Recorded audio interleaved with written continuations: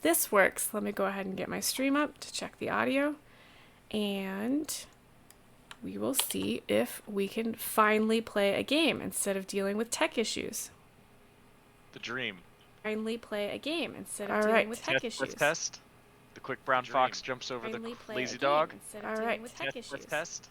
The quick brown fox. Success! Okay, for those of you out there that are like, what the hell has been happening? There's a Discord source. For those of you out there in Streamlabs or OBS, and you can mute your sources so they're not visible. If you make your Discord noise stuff not visible, then you can't hear anything. And it updated this at some point in the last update, so all of my scenes have that source muted. So we've solved the problem. We know what's wrong. We're very excited. So we'll just, scene. Hello, Stream. Welcome to this glorious Sunday. I just solved a huge problem, and I think I know exactly what it was, so I'm very excited. Now we're going to play a really fun game. For those of you that are new to Brunches and Dragons, this is a grand experiment that I have started running to test my storytelling skills. I really like playing D&D, but sometimes I get a little bit too into the organization of it all, and when my players go left instead of right, it can cause a bit of problem in my brain. So instead, what you end up having to do instead of following your plan is to improvise. I've discovered over the last couple of months that my regular campaigns really like the NPCs that I make up on the spot. They love the ones that I plan out, but the ones I make up on the spot, those are the ones they love. So I thought, what the heck? I'll get some tea. I'll get some nice players who want to tell a fun story, and we'll see what happens. So this will be our 4th session. We're joined this morning by Og. As you all know, this will be about 2 hours where we're gonna make this up. I know almost nothing about Og. I found out some stuff right before this stream that I think will be interesting, but I planned nothing except to get this nice gentleman here today. Speaking of gentlemen who are nice, Og, why don't you go ahead and introduce yourself? Hey everybody, I'm Mr. Moons. I'm going to be playing Og Thazagal, who goes by Og, and Og is the leftover splinter of an eldritch god that kept having his plans thwarted by mortality and didn't understand why everyone was so against him eating the cosmos. So to try and learn, became mortal. He descended onto our plane, shackled himself to, time and space, and found it immediately horrifying, and escaped. Og is what's left over. He has he's like 5 or 6 years old. He's not really keeping track. He has a connection still with who he calls Dad, just the unnamed eldritch god, who he is not fond of. And he wanders around left with a compulsion to learn about mortality and report it back up to his patron god. His patron god is mildly fond of him and really doesn't understand or like the whole mortality business, but likes to, give him power to keep basically his son happy. And so Og just wanders around, kind of causing mischief. He's a little bit ignorant of the world around him, but he's not very naive. He's had some rough stuff happen to him in the last 6 years, and he doesn't really need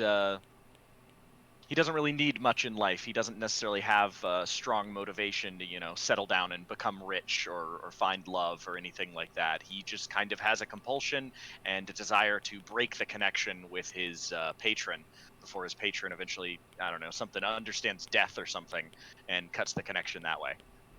That's about it for Og. Okay, that's really interesting. I like the idea of him having this connection to this entity, and you don't often see this with D&D players. Like, they're usually out to get rich or something like that, right? But this one sort of has this weird compulsion to learn more about humanity, but at the same time doesn't want to follow that compulsion. Or he does not. Yeah. Okay. So he definitely.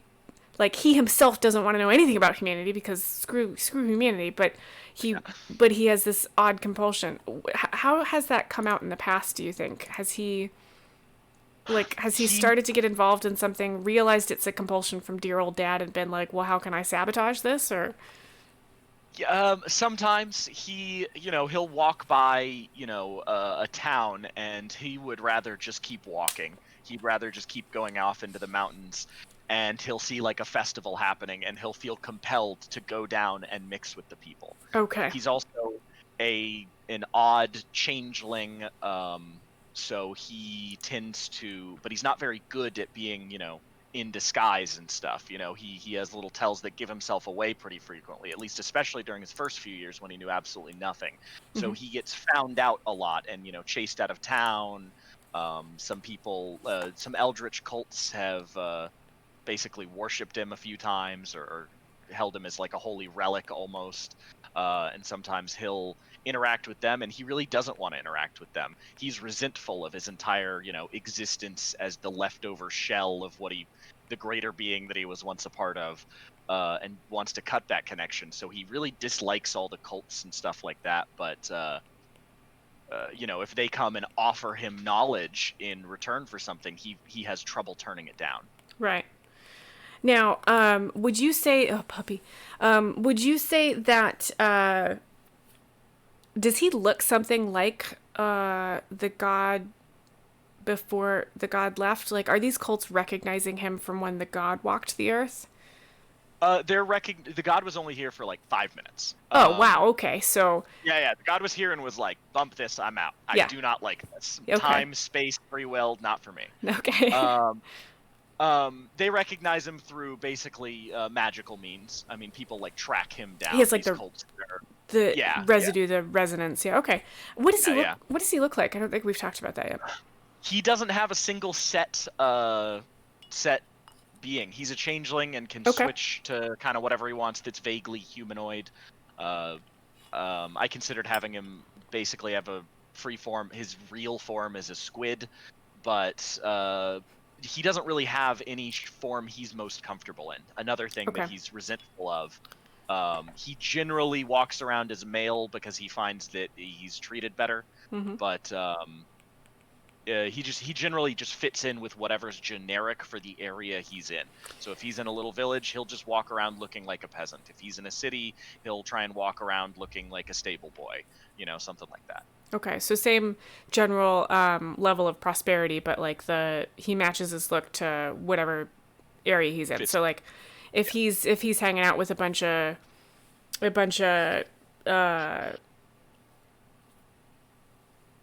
I have forgotten all the names. Yeah, elves. Then he'll be looking like elves. If he's down in an area where there's a bunch of halflings, he'll be looking more like probably a very tall halfling. But yeah.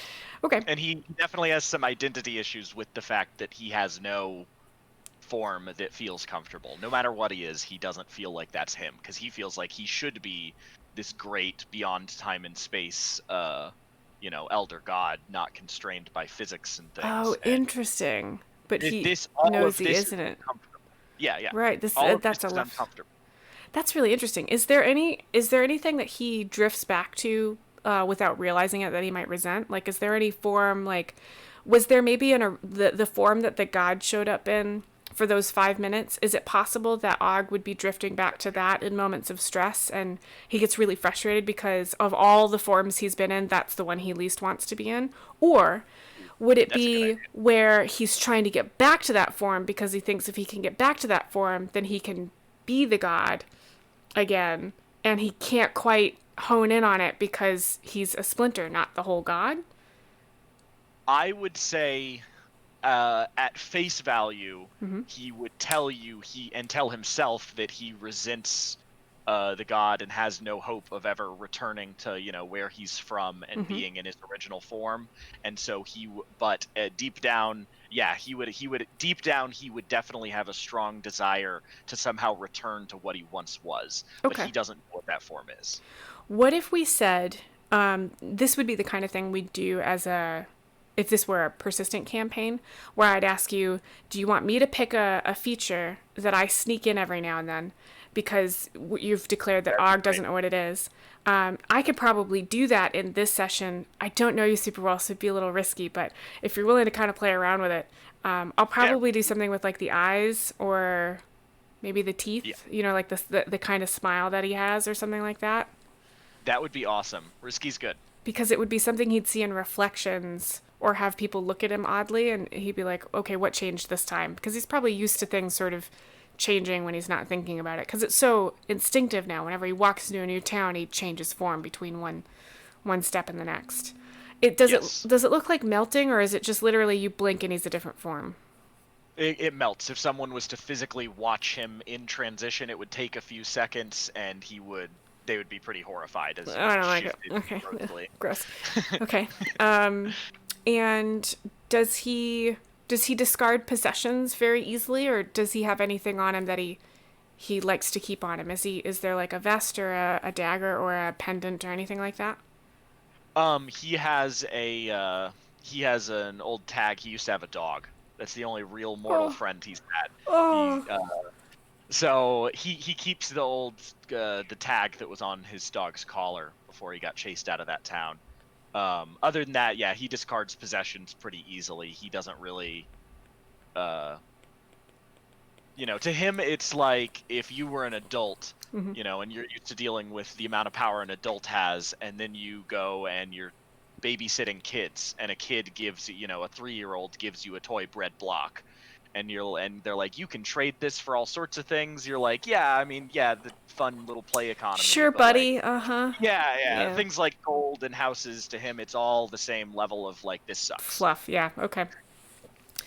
All right. Well, that's pretty interesting. So, his driving force is compulsion. Is a dual compulsion to learn about humanity, which has been imposed on him, and then I wouldn't call it a compulsion, but a driving need to break away from the Eldritch God and become his own person in a lot of Yes. ways. He wants to have an identity, not just as if he could wipe his memory of being, an eldritch god, he would, but it's not even like a memory that he could train a wizard. He could ask a wizard to wipe. It's just this Right. sensation, and yeah.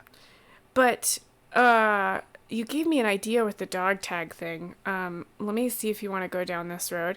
The Eldritch God was very focused on humanity, but you said the one friend that he's ever had actually was a dog.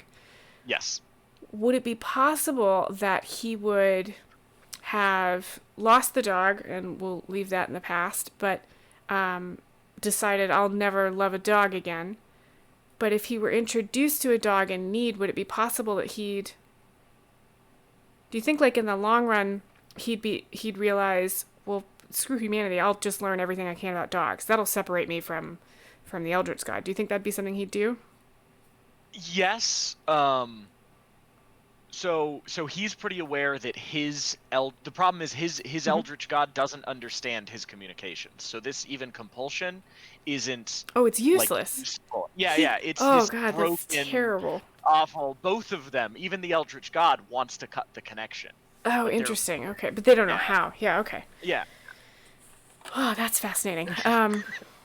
So it's not really, he would do something like that, but he would know that it wasn't a good way to say, fuck you, dad, to big ol' Eldritch God, because it wouldn't matter. Right. He would, if there was like a dog in town, he would actively not try and make friends with it. He definitely is. I'm never gonna, Never gonna love a get dog close again. to Yep. Yep. something, Yep. because mortality, something like dying, is not something he's equipped for. Yeah, this has so many interesting concepts in it. If he was locked in a cage with a dog for a few weeks, he would absolutely adopt that dog anyway and Yes, go with it. that would just be his now. Yeah. Trying to think, this has all the earmarks of a really excellent long-term character, because it's not an easy problem to solve, and it wouldn't be satisfying for the backstory if it were easy to solve. So I don't think I'm going to try and solve the Yeah. broken connection today.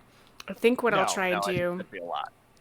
is put Og in a situation where we can explore some of these concepts, where you can play through them a little bit. And so I think this will probably be one of the sessions where there isn't really a beginning, middle, and an end. So let's find a place to drop Og into the world and kind of see what happens. Do we All want to go right. down the? Do we want to run him into another cult, or do we want to run him into like a situation where he is dependent on the most reasonable, salt of the earth humanoids that just want to help him? Like, which would you prefer today? He would be much more uncomfortable so it's probably a better story with having to just deal with humanity Okay. than deal with, like occult and intrigue and monster hunters track him down a lot by the same means cults do. You Oh, know, I but have another question for you. absolutely. How would Og react if both of his legs were broken? He experiences pain and he doesn't Yeah. like it. Yeah. He Would it stays relatively calm. would it be Um, weird for his bodiness? Like he doesn't feel like he fits in his body, and all of a sudden two of his legs are broken. Like what the hell is that about? Would that be? yes. And that, It yeah. increases. It's like he always has this ever-present feeling of like doesn't fit in his own body, and things like injury make it worse. Got it. Okay. And he can't heal it by shape-shifting or anything, Are obviously. you comfortable with me making that a little worse at this point? Is that Yeah, okay? sure. Okay. Yeah. You have Take a risk. You can do whatever, dog. you have two kitties in the background, and I love them both. Yes. Oh, kitties.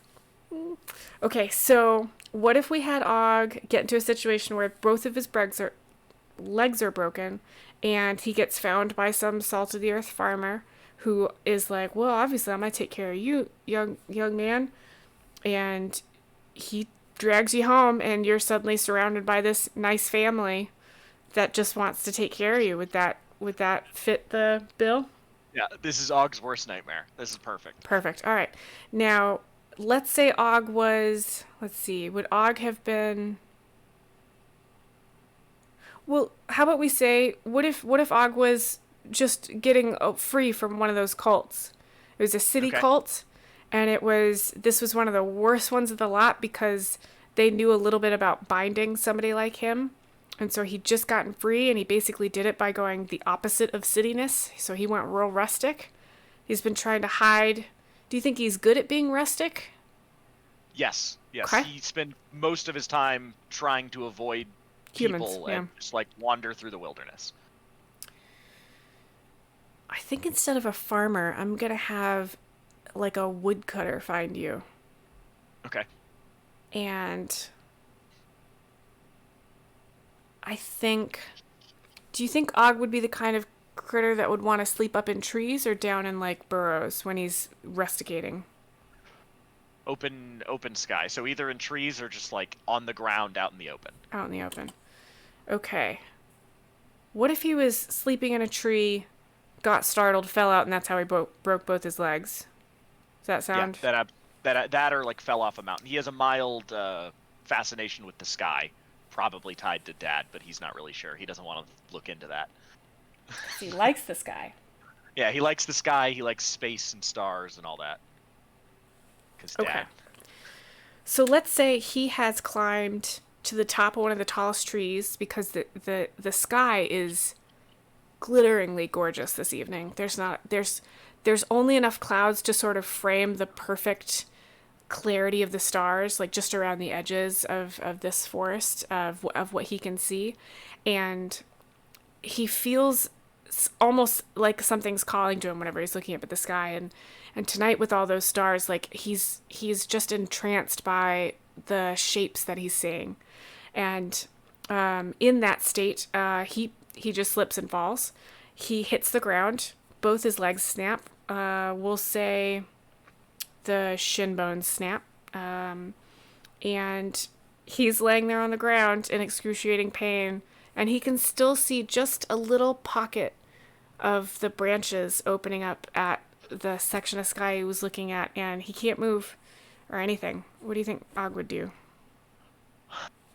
Og tries to give up first. Og gets through the most excruciating of the pain, and after a little bit, when he's calm, he's staring up at the sky, and he goes, well, I guess this is it. It was a shitty run.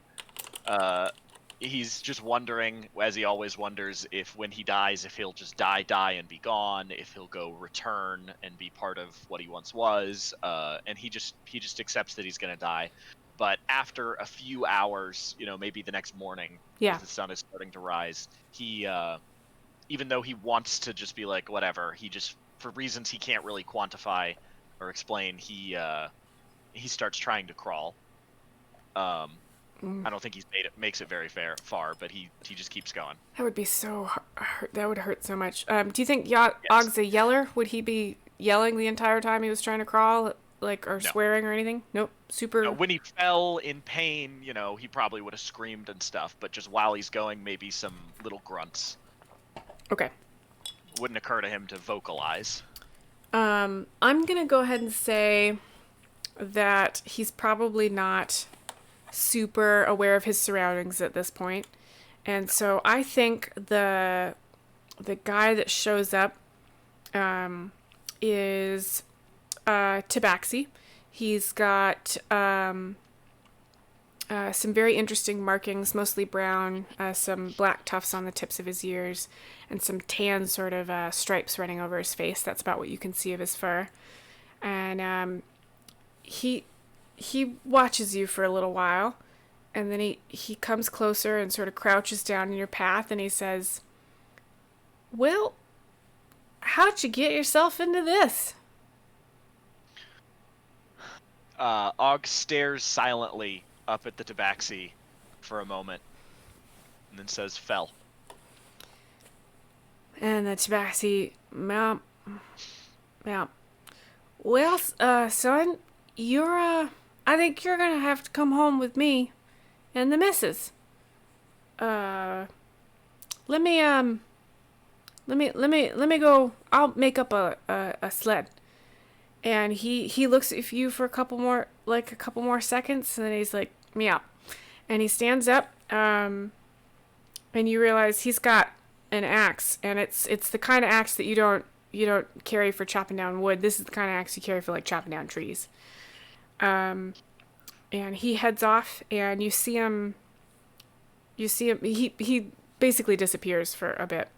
You gonna keep crawling or just hang out? Like, what's Og's reaction to this? Og will hang out. Og will Okay. take a rest. If possible, he'll pass out. Sure. Yeah. Yeah. Um, if he has that choice. Yeah. So when Og comes to, he is being loaded onto a makeshift litter. So what this gentleman's done is he's taken two larger lengths of wood. He's bound them together at the top, and then he's woven together branches with thick pine needles on them, and lashed points of those around those two, sort of making a V. And he pulls you up onto that, and then he has another length tied to where the two logs connect, and he hefts that over his shoulder, and he's like, and there's two sort of rough cut branches sticking up off those logs that you can grasp onto, that are and he looks over his shoulder and he says, "Hang on," and then he starts moving through the forest. And how heavy are you? Are you a particularly heavy humanoid? No. Or okay? No, it's actually pretty light. He's probably 100 pounds, maybe 120. Okay. Really. The Tabaxi that you're dealing with is extremely tall for a Tabaxi and very hefty. Like this dude clearly cuts down trees for a living. So he's gonna start hoofing it through the forest, and every now and then he calls back over his shoulder, "Doing all right?" Og never responds to doing all right, except with a grunt, maybe an occasional grunt. In between occasional grunts of maybe pain, as he, bumping around along the ground with his legs. Yep. Og finally says more than one word and asks the Tabaxi, "Why do you have that axe?" The Tabaxi chuckles. It's a weirdly comforting sound. It almost sounds like a rumble. And he says, "Well, that's a long story, but I guess we got a ways to go. This is my papa's axe. My family are tree cutters. We've always lived in these woods, and the one of my earliest memories was my papa taking me out and teaching me how." And so he just starts telling you this story about how he grew up, and his voice is very deep, and the rises and falls of the cadence of his storytelling is very soothing and comforting, and you realize you've been lulled into sort of a half daze. The next time you come to, you realize you've stopped, and he's actually tying you to this litter a little bit, and he pats you on the shoulder and he says, "We'll be there soon. And then he picks up the thread of his story, and he takes you back. You find out that he belongs to a smallish tribe. Tribe's not really the right word for Tabaxi, but it's like a family group, and usually these family groups that this Tabaxi is more familiar with live kind of all in the same area, but his family group actually is spread out over this entire forest.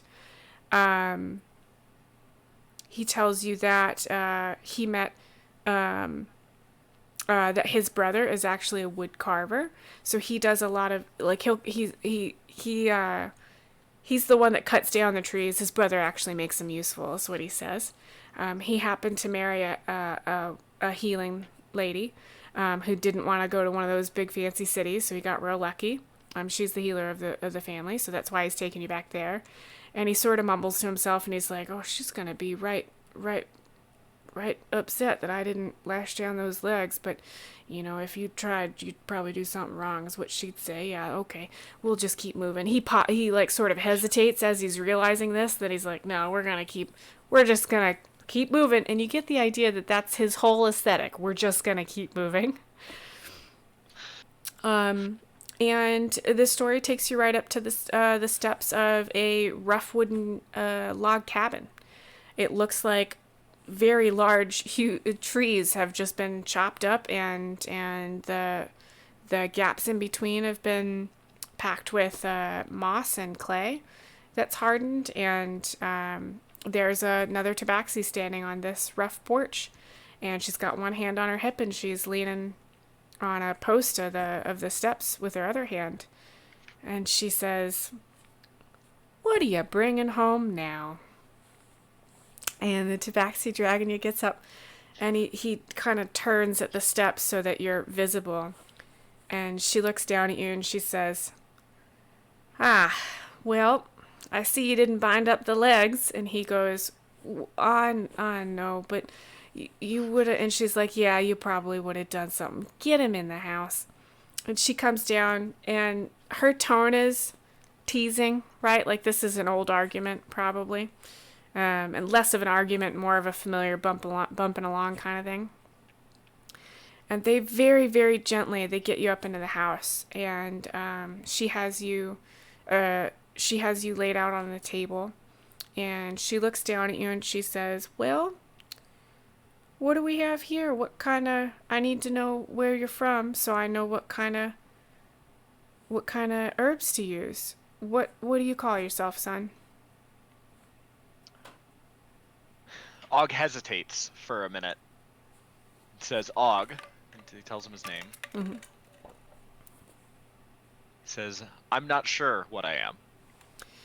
And she does not seem fazed by this. She says, "All right," and she pats her shoulder. What does Og look like right now? Has he started to take on Tabaxi features? No. So he does it as a conscious choice most of the time, although it can shift unconsciously. Let's say right now he looks like. Let's say right now he would have looked. What's the most common race in the overall big area they're in? Oh, hang on. I gotta look at a map. Sorry. All right.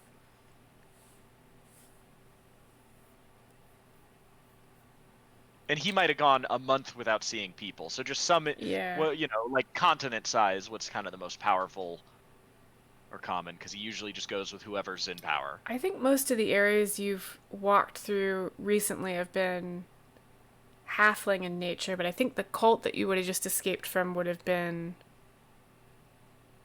Oh, yeah. No, I think they would have been halflings as well, based on the area I think you're in over here. Okay. I am currently a slightly taller than average halfling with dark brown hair and a scruffy beard. Okay. The Tabaxi you're talking to is sort of the opposite of her husband. She's more of a tan color with brown markings. They're very distinct around her eyes, sort of the high arches over her eyes and some stripes on her cheeks. And the tips of her ears have little white tufts. And she pats your shoulder. Oh. Yep. I would say Og may not have all of the physiological details perfect. So if she's doing a detailed medical examination, she may notice that like his joints aren't quite right or something like that. That's interesting. What if it was like you don't have any fingerprints?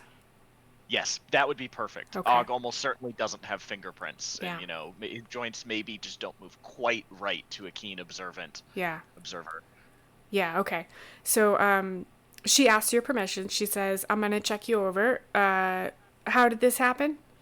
And she's looking like back and forth, like from you to the husband, and he just sort of shrugs and he says he fell.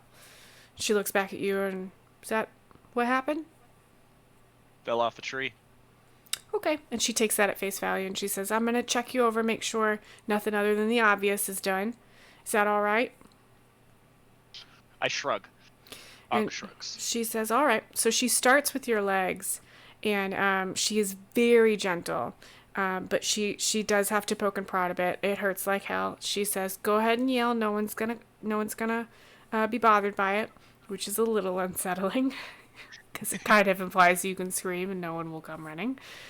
The husband chuckles, and he's actually assisting. He's getting out like a basket that's got her tools in it and stuff. But he's occasionally in the way, and she sort of absentmindedly and good-naturedly is like, he ends up going outside. He does the usual sort of like things you do when you don't quite know what to do in these situations. He brings in wood and he starts boiling water and getting clean cloth and, random someone's sick medical stuff. He puts on a pot of tea, that kind of thing. And so as she's examining your legs, if you don't have fingerprints, you don't have toe prints either. And would you be wearing shoes, do you think? No, okay. I don't think so. So she's examining all that, and she asks, do you like these pants, or can I? And she holds up a sharp knife. Og shrugs again.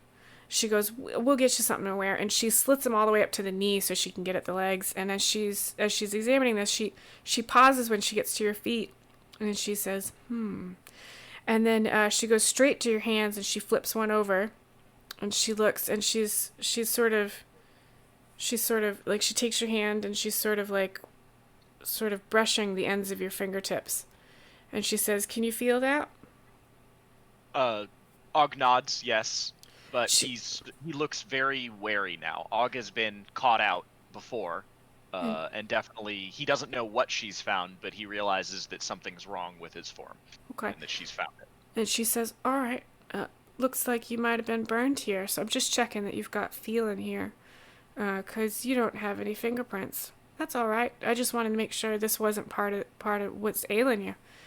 And she just keeps moving. It does not seem to bother her at all. She really just caught onto it as a just part of her diagnosis. She pokes and prods your ribs and asks if there's any pain there. As she's poking and prodding, she looks like there might be something odd there too. You probably don't have enough ribs, or there's too many on one side or something. And she just keeps moving. I don't think you took any damage there. You're probably bruised all over, but there's no sharp pains. And she walks you through like what's a bruise and what's a bone pain. She finds some deep bruises on your arms probably because you would have knocked those. And the back of your head got a good bump.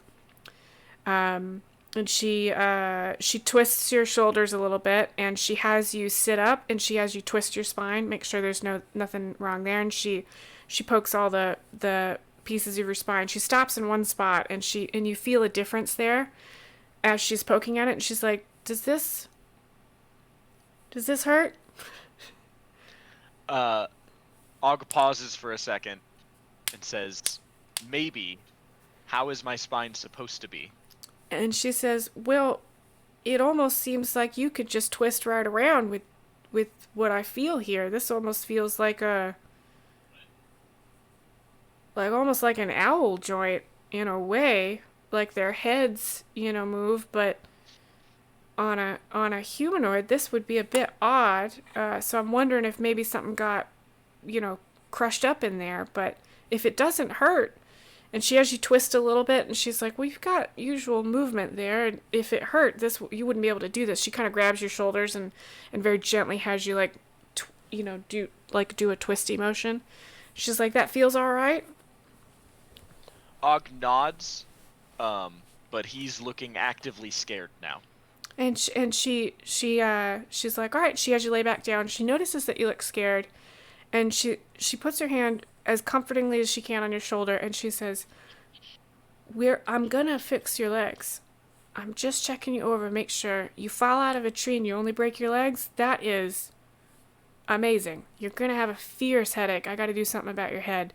You're gonna be okay. I don't mean to scare you. She thinks you're worried you're gonna die because you fell out of a tree, right? Yeah. So that's what she takes your fear as. She pats you comfortingly. She goes over. She's murmuring with her husband. Go ahead and roll me a perception check. Let's see if you can hear what they're saying. So that's a D20, and then you've got a plus 11. 1. 11. They're not trying to stay too quiet. She's more it's the, if you've ever shared space with a couple, you'll notice that sometimes when they're talking to themselves, it's a different register almost. That's all they're doing. They're not trying to keep quiet, really. And you hear her say, boy, that young man's awful beat up. I'm worried about his head now. I gotta get something. I gotta get a poultice on that real quick. You boiled the water.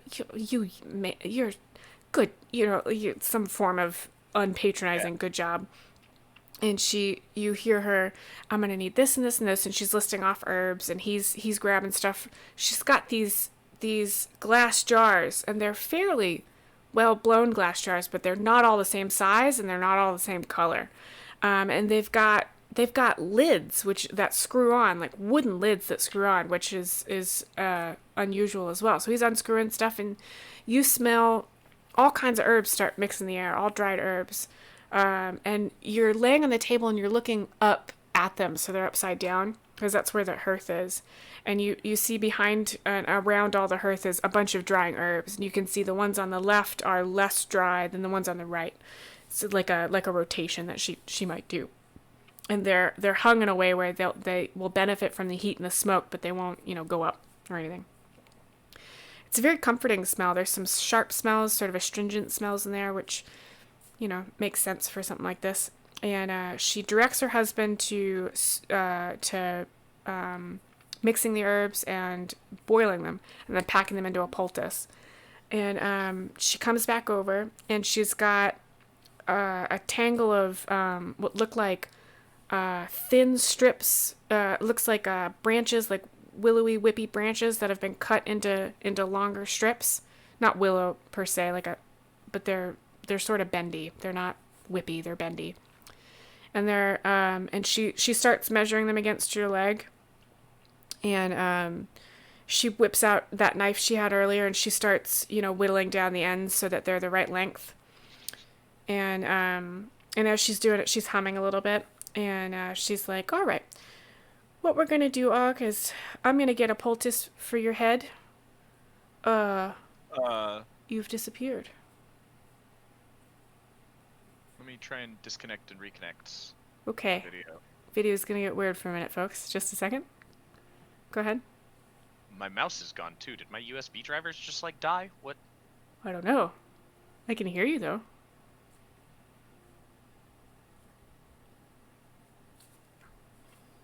Last USB device malfunctioned and Windows does not recognize it. What?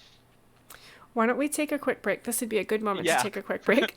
Stream. We're going to take a quick break. I'm going to say that I'll check back in about 5 minutes, but it might be closer to 10 before we get started up again. I'll put up the Be Right Back screen, and we'll see you in 5 or 10 minutes. Bye. Be Right Back, stream. Oh, this isn't Broken Brain. This is Brunches and Dragons. There we go. All right. Be right back, stream.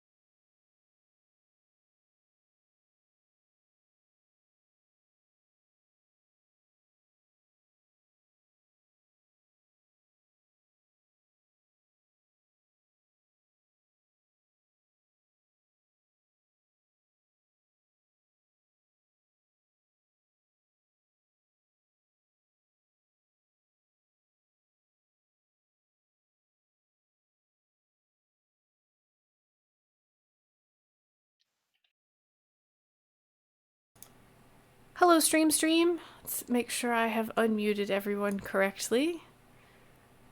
Say hi, Og. Hey, audio working? Okay, that looks good to me. All right. Thank you so much for your patience, Stream, with our fun technical difficulties today. We've solved the problem on Og's end, and we're going to keep going. So I believe we left off with a poultice being made by the Tabaxi husband, and the Tabaxi wife was cutting up splints for your legs, and she was explaining what she was going to be doing. So this poultice, she explains, is she's going to wrap it around your whole head, and she says it'll smell kind of funny and feel kind of odd, and you'll be a little dizzy for a while, but mostly that's because you bumped your head, and this will help with that. You just need to sleep. And she explains she had a stew going all day, and that's what you smell there. So she's gonna give you some of the stew after she gets your legs all settled. Well, first she's gonna give you something that's gonna help with the pain, and she wants to get you a little bit of stew in you before you take that. So she gets you a bowl and she props you up with some pillows and stuff, and she says, anything disagrees with your system? Og shrugs and kind of shakes his head no. He immediately asks though, what's in the stew? And she looks up at her husband, and he says, "Oh, that's rabbit stew." And she says, "I've also got a garden out back, so there's plenty of vegetables. I think we've got carrots and turnips, well, and rabbit." And then she says, "Herbs, of course, my own making, and bit of spice. Husband likes spice. Hope that doesn't bother you." Og immediately follows up and asks what herbs are in the poultice. And yep. Assuming she answers, he's going to immediately follow up with questions about what each of those herbs do. Okay. Oh, interesting, yeah. You don't have to, I don't know if you want to list out the whole thing. But I don't, because I'd have to look that up. But what I can do is, what she does is she lists off, I'll say 4 or 5 herbs, and they're things like willow bark and stuff that will reduce inflammation. There's also a couple of things in there that are meant to act as a cleanse in case there's any infection happening. She says she's gonna wrap your legs in something that'll get hard, and she'll put some of the same herbs in there. It'll help reduce inflammation, and it'll help with any infections.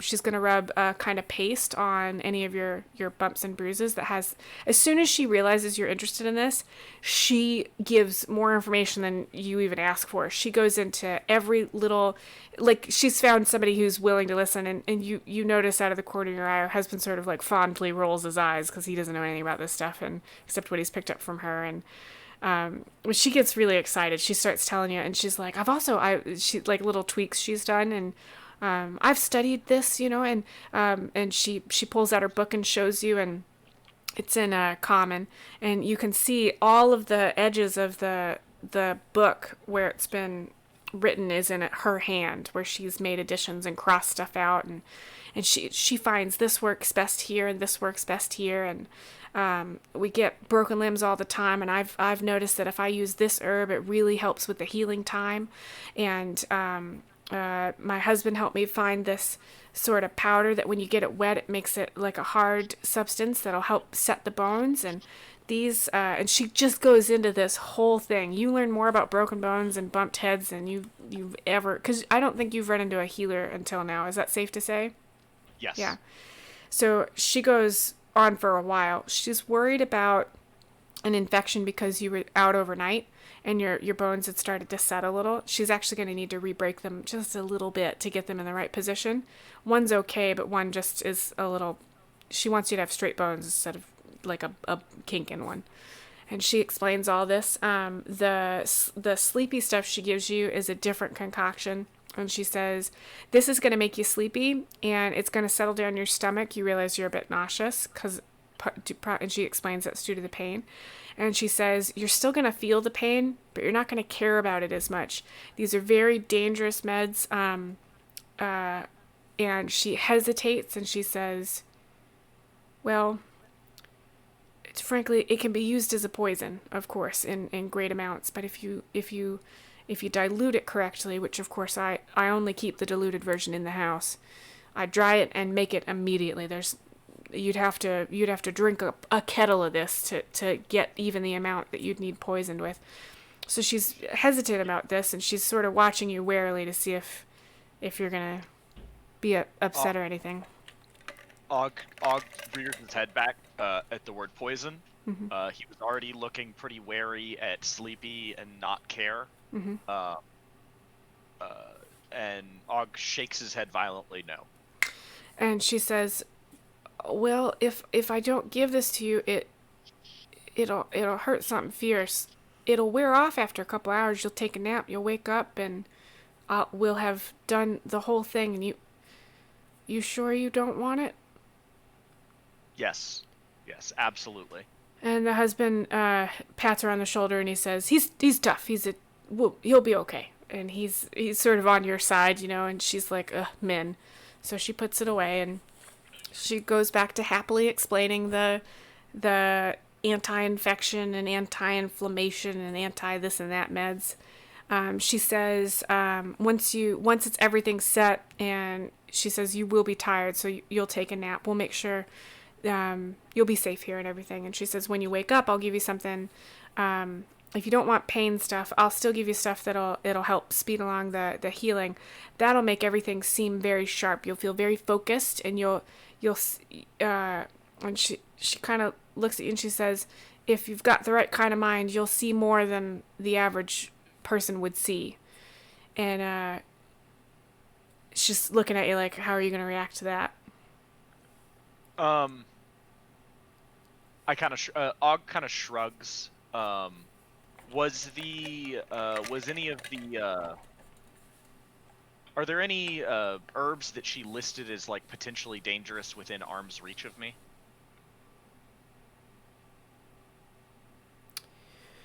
I think a lot of these meds, especially anti-inflammatory ones, could be extremely dangerous in high quantities. But Og's not that smart. Just did she No. listed and asked lots of follow-up. Nothing in arm's reach? Okay. No, and you're on the table, and all of the herbs are in, like, shelves around the hearth. So that's probably that's not within arm's reach of you at all. When you're up and about, you can definitely get access to some of things. And you notice that there are some jars with lids that have darker wood, and it looks like they have a piece of wire wrapped around them as well. And you imagine, given that she's referenced at least one dangerous drug, and she rattles on for a while about how, a lot of the things we use as healers can be dangerous, but if you dilute them and you use them correctly, and you imagine that there might be some stuff over there that is similar to that. Okay. Og is definitely interested in taking some. Okay. So, yeah, go ahead. When there's a lull in the conversation for a while, he's been asking lots of follow-up questions. Mm-hmm. But when there's a lull for a while, he kind of looks around and he looks at her and he just says, "Why?" She pauses and she says, "Why are we helping you?" And the husband pauses too. He was bringing in a new load of wood, and he looks over and she looks up at her husband and she looks confused, and she says, "Well, it's the decent thing to do. You're hurt. I have the skills to help. My husband brings home hurt critters all the time. Everything from people to whatever we don't throw in the stew pot. So this is just the decent thing to do." Og looks mildly confused, but doesn't ask follow-up questions to that. She pats you on the shoulder, and the poultice is ready. And she says, "This'll keep a bit, and you might move around a bunch with your legs, so I'm going to keep this over here for a little bit." She's sort of talking to herself at this point, and she sort of purses her lips as she looks at you, and she's rubbing her chin, and she says, "I think we're going to need to hold you down a bit. You're going to thrash a bit when I reset this leg." And she waves her husband over, and he comes over and he pats your shoulders, and then he puts his hands on them like he's ready to hold you down. And she positions herself at the end of the other end of the table, and she she's got her sticks ready and some cloth to bind it. And she says, now, Og, I'm going to set this leg. I'm going to wrap it. I'll set your other leg, and we'll wrap that. And then we'll pour that mess in that pot over there on this, and they'll harden so that you won't accidentally bump them, all right? Og nods. And she says, all right. And so she that's what she does. She like just reaches into that leg and she walks her hands down the bone. When she gets to the break, hurts like hell, but she uses her hands to sort of feel where it's supposed to be. You can feel the bone grinding, but there's sort of a little, not a click exactly, but something seats itself, and there's less of a searing pain and more of an ache. And she says, all right. She keeps one hand on there. She starts very sort of efficiently wrapping this leg with these sticks. Then she moves to the next one. As she's doing this, she's humming a bit. This hurts like hell. Do you think Og is screaming at this point? He might be screaming slightly. He's trying not to. Yeah. But, I mean, if it hurts that bad, you know, he might be making some definite noise. All right. He's not like they're cursing and vocalizing extra, though. Okay. And the husband you're jerking as she's doing this because it's involuntary. He's keeping you steady with his hands on your shoulders. And every time you relax enough that he doesn't have to hold you down, he pats your shoulder and he tells you you're doing a good job. It's very awkward because good job, son, you know, that kind of thing. And he's calling you son just out of habit, just you gather that just means younger man kind of thing. And you realize that this couple's probably older, obviously older than you. They've, you know, but maybe they've got grown children and stuff. And as the wife starts humming, the husband chuckles a little bit, and he says she doesn't mean anything by it. She's just in her rhythm. The other leg is worse. It's actually, the bone is bent in a weird way, and she has to figure out how to line it up. And she's feeling between the bone, and she murmurs something about there being bone chips that she's worried about. But she has something for that. She wraps that one up, and then the husband pats you on the shoulder. Your legs feel better. They don't feel as odd as they did, but they're not.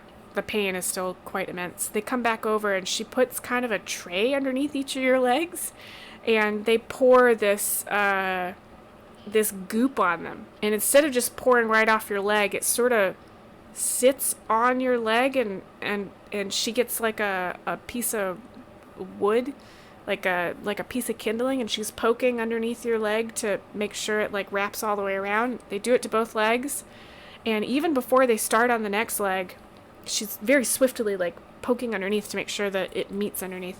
It's already starting to set. It's already starting to feel hard around your leg, and it feels even better, because even while you were laying on the table with the sticks, as you shift a little bit, there's just little bits of movement that really hurt, but these casts are going to be really helpful, you think. As the discomfort lessens because you're not accidentally shifting those bones every time you breathe, that your discomfort lessens, and you realize your head is just, it's killing you. There's lances of pain every time you take a breath.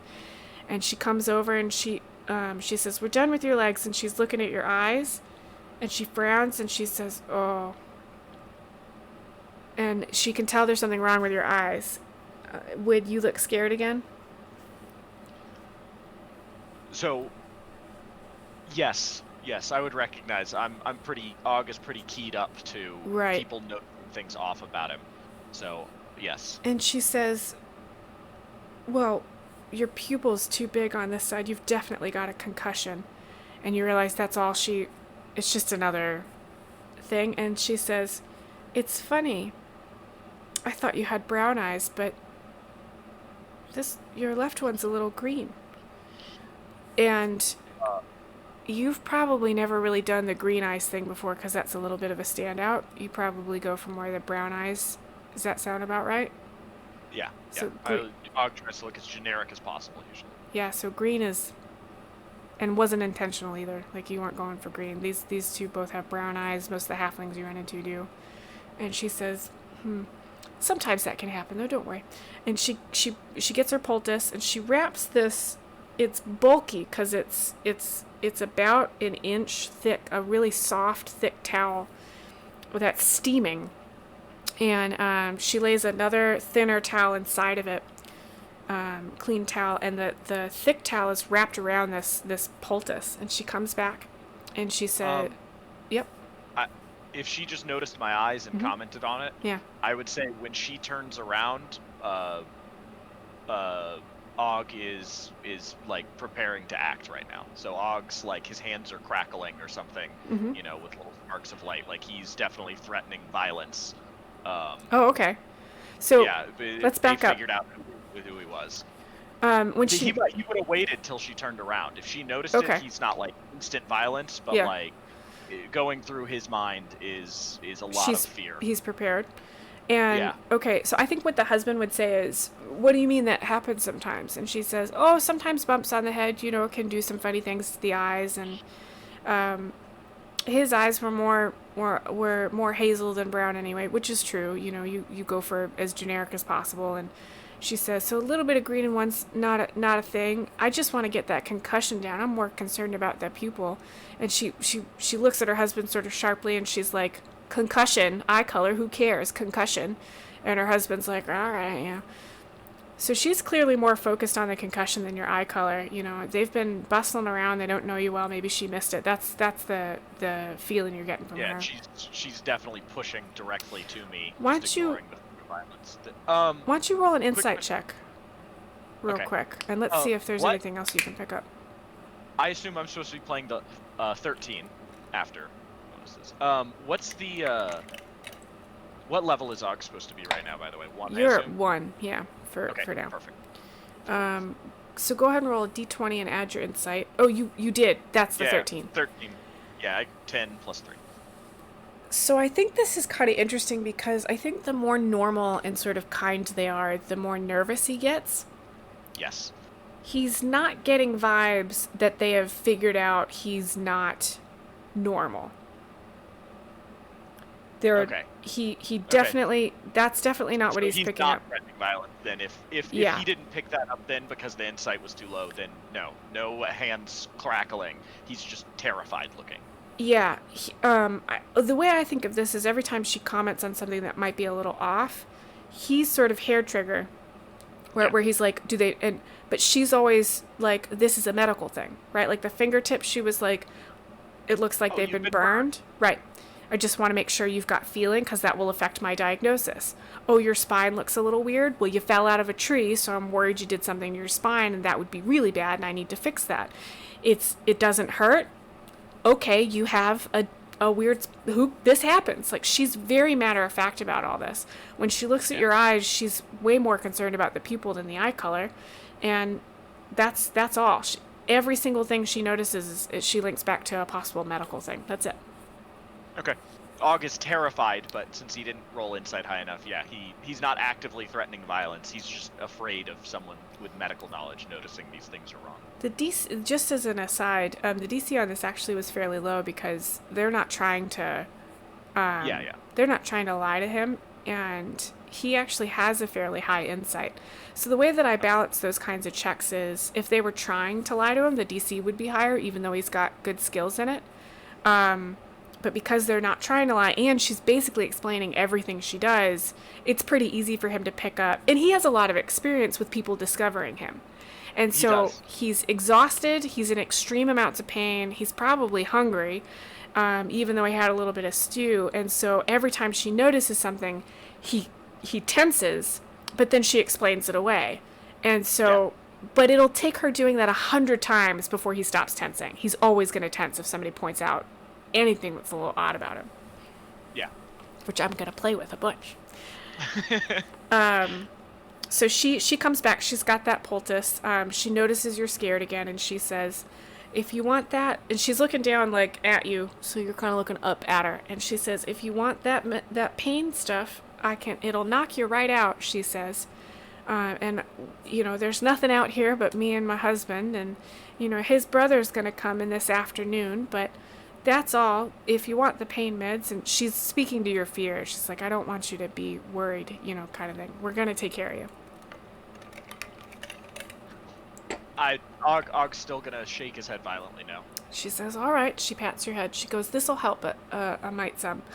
And she explains that this has pain meds in it, but it's pain meds they're not the meds that make you not care. They're the kind of meds that reduce inflammation and sort of draw the pain. She sort of explains it in a slightly hippy-dippy way where it draws the pain into the cloth so that it's not in your head kind of thing. Okay. And so she wraps that around your head, and for an instant, it's sort of suffocating. It doesn't go over your nose. It just hoods your eyes a little bit so you can still see, but not like you can't look straight up. And for a second, it feels kind of overwhelming and suffocating, but then you feel your muscles start to relax. And it feels odd because you didn't tell your muscles to relax. And if you try to tense, you can. So it's not... I think you'd be very sensitive to somebody imposing their will on you. This isn't that. Yes. This is just a natural sort of, as if you were about to fall asleep. You actually do feel a little sleepy. And she's looking at you and she's like, does that feel better? Og nods slightly. And she says, now your legs, this is very important. Are there any more sharp pains in your legs? And you don't feel any super sharp pains. It's more achy. But she asks you a bunch of questions about it. Like, she's very concerned.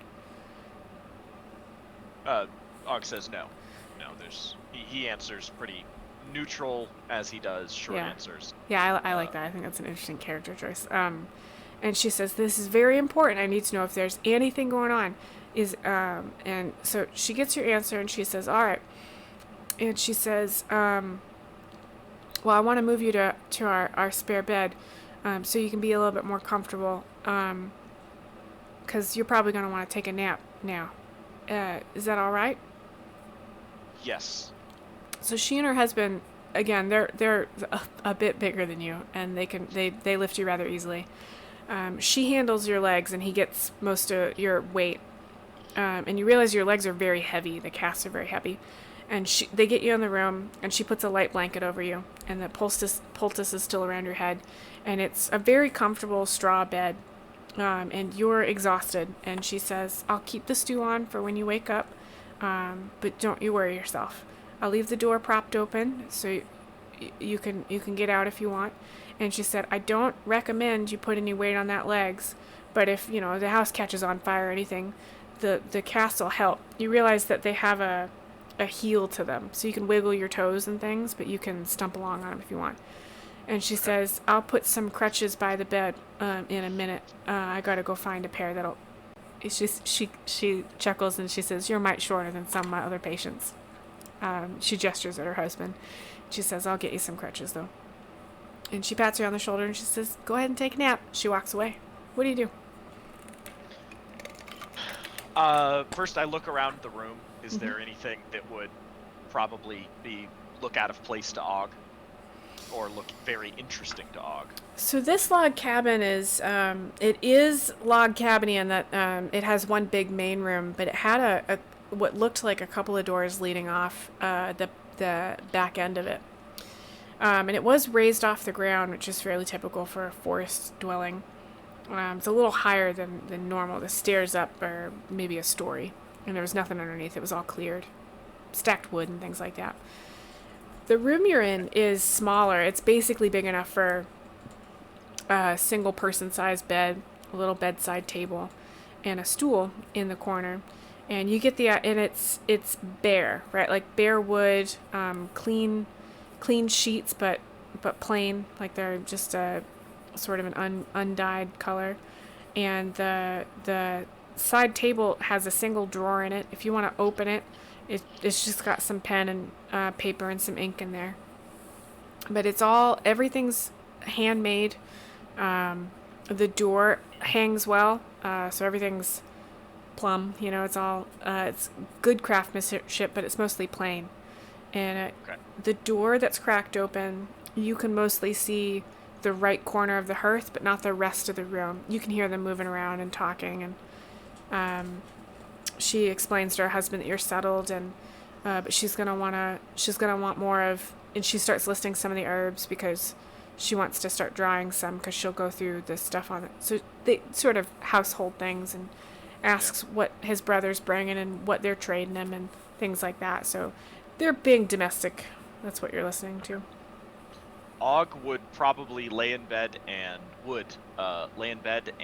try and pretend to sleep and just wait and listen and see if they go to bed or anything like that. And he may go out in the main room once they're not there, but I think he would just fall asleep pretty quickly.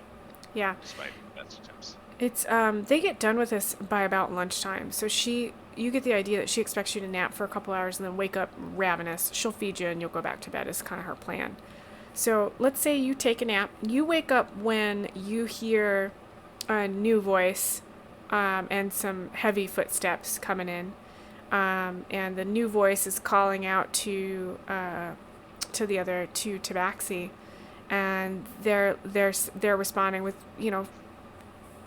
cheerful greetings and what'd you bring us today and how's Penny and they're being domestic again. And yeah, that's what's happening out in the main room. I would wake up and try to sneak to the door and take a look outside and see what's going on. I don't know how quiet I could be with casts on.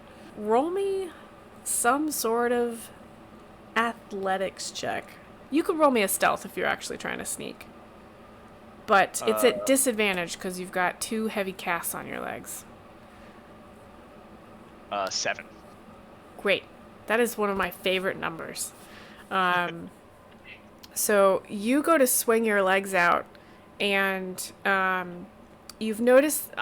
would it be fair to say that Og's noticed before when he gets injured, whatever injury he has, it takes a while to adjust to that limb's workings again. And he's very aware of it. Yeah, so you start to move the legs, and it's heavier than normal. And so you get one foot off, and there's a thump. And it is not quiet. And the second foot follows, there's a thump, and it's not quiet. And you hear the wife say, "Oh, he's up. Give me one moment." And you hear the newcomer say, "Oh, another patient?" And she says, "Yep." And he's like, "Oh, you're always taking in critters." And the husband says, "She's patched you up a time or two, so I wouldn't complain. Here, come sit down. We're about ready for dinner. You staying?" And the brother's like, "Yep." And so she comes to the door and she says, "You're up. Here, I've got you some crutches." And she had him out. She said, "You were sleeping when I found him. So I've just been listening. Sorry I didn't bring him to your bed. I didn't want to wake you." And she hands you some rough crutches that have some brief padding on the top. They're basically just sticks that you stick under your arms. And she says, "Now, I'm used to menfolk not wanting any help, but if you'd like, I can carry you out to a chair, or if you want to try and stump out on your own. It's going to hurt, but you can do it if you want." I got this. "All right." And she says, "It'll heal better if you don't walk on him, but I'm not going to argue with you." And she opens the door wide for you, and she turns around and walks out. You notice she's kind of looking over her shoulder just to make sure that if you fall down, she's probably going to come help. But okay, I stump on out into the living room, or where the main room. Yeah. Immediately, I'm definitely very wary and prepared for violence for this new person too. Okay. So the new person looks almost exactly like the guy that rescued you, and they're both sitting at one end of that big table that they had worked with you on. You recognize that the table's been scrubbed to within an inch of its life, and the wife is laying out bowls and stuff, and she says, "It's my rabbit stew," and the brother's like, "Heck yes!" and he's super enthusiastic about it. And you realize there's some bags over by the door. And he takes you in and he says, "What'd you do? It looks like you fell out of a tree." Og looks at him and just nods and starts walking towards the table. And the guy that... I gotta name these things. The guy that rescued is like, he's a man of few words. And the brother's like, well, you guys will be a fair match. And the guy that rescued is like, yeah, well, somebody's got to stay quiet with you taking up all the air. They bicker good-naturedly. So there's enough space that you can sit at the other end of the table, and it gives you a good distance between you and the two men Tabaxi. Okay. Is that, or are you gonna try and sit down right next to him? No, I'm gonna sit as far from them as I can. Yep. And yeah, I'll wait. I'll just sit there silently waiting. I won't. Og wouldn't go like grab his own bowl and stuff like that. Yeah. Well, you wouldn't be able to get it all together. And as you're stumping towards the table, she actually sees which chair you're going after, and she turns it out for you, so you can get in there a little easier. And she says, you can just tuck those under the table, the crutches. And she brings you a bowl, and it's full of stew, and you are ravenous. And you're closer to the hearth at this end. This end of the table is closer to the cook fire and where she's making everything, and incidentally where all the herbs are. You would still need to like stump over there to grab anything, but I thought I'd call it out because you were interested in it earlier. And the newcomer says, well, what do we call you? And he's gesturing at you. Og hesitates for a second, and says Og Thazagol. Well, that's quite a mouthful. You mind if I just call you Og? Shrug. And he says, you can call me... I'm terrible at names. Me too. You can call me Wenge. Wenge. Alright. And the guy that rescued you goes, heck, I don't think I've introduced myself to you, Og. My apologies. My name is, He says, my name's Wick, runs in the family, and he gestures at and he says, this is my brother. And the wife says, I'm sorry, they call me Daisy. Sorry, we're just so trying to fix your legs. And she's still bustling around. She's cutting bread and getting out some butter, and she's passing things around. And it's pretty companionable, quiet while everybody's wolfing down their food. And they're talking about little particulars. They start talking about what he's brought. And Wenge looks up at you and he's like, what brings you out to this part of the world? Og hesitates and shrugs. Yep. Og also takes the opportunity to gesture down at his legs and look at Daisy and say, how long? And she says, well, with one of these, dum-dums, it'd take about 4 weeks, but you seem a mite younger than they are, and the young always heal faster. And she's sort of thinking, and she's like,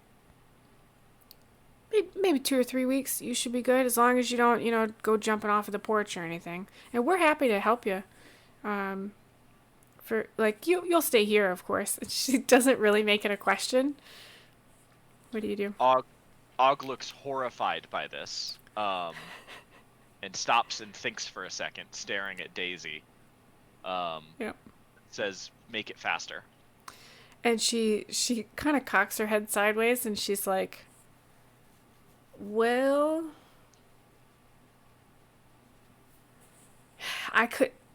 there are two things we could do. And when you look horrified, Wenge laughs really loudly and starts joshing Wick about, like, no, he doesn't want to look at your ugly mug, that kind of thing. And Daisy ignores them, and she's thinking, and she's like, well, one thing that would help speed it up is if you let me give you that concoction, because it'll keep you knocked out and you won't move as much. What really helps speed up the healing is if you just don't move, and that's hard to do when you're awake and aware. But if I can knock you out, then I can do it in a way that's safe for you, and I'll give you some time every day to be you and feel like yourself. But mostly I'll keep you quiet. I can do that if you like. Og